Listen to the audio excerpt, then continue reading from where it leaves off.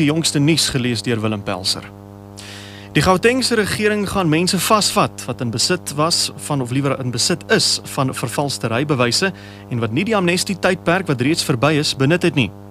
Die amnestie tydperk het mense wat vals rybewyse het in staat gestel om die nodige leerling en rybewystoetse af te lê.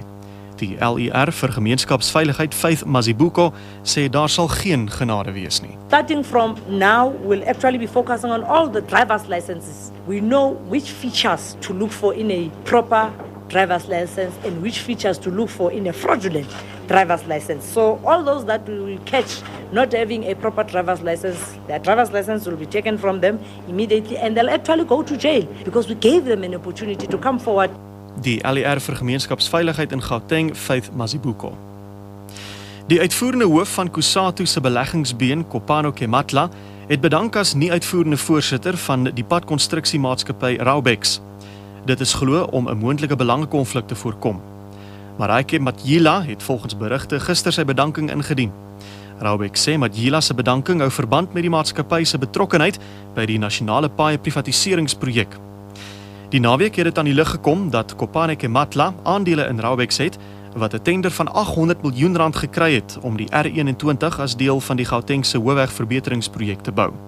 Die ontwikkeling sal deur tolhekke befonds word. Kusatu is sterk gekant teen die tolstelsel.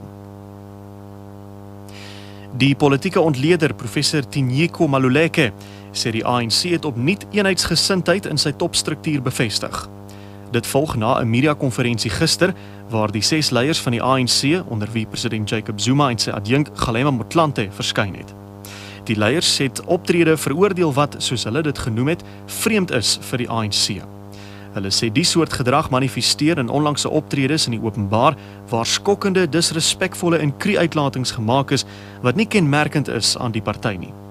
Maluleke sê die ongesproke boodskap is 'n sterk vertoon van eenheid teen die optrede van die ANC jeugliga. Die Franse polisie het in vroegoggend klopjagte toegeslaan op islamitiese ekstremiste in verskeie stede. Minstens 10 mense is in hegtenis geneem. Die klopjagte was glo in Marseille en ander stede in die suide uitgevoer. Die owerheid het verskerpte optrede teen ekstremiste aangekondig nadat 'n man met Al-Qaeda verbintenisse onlangs talle mense in Toulouse doodgeskiet het. Ten slotte weer die hoofnuus. Die Gautengse regering gaan mense vasvat wat in besit is van vervalste rybewyse en wat nie die amnestie tydperk wat reeds verby is benut het nie. Dit is die einde van die nuus. Die volgende bulletin op RSG volg om 11:00.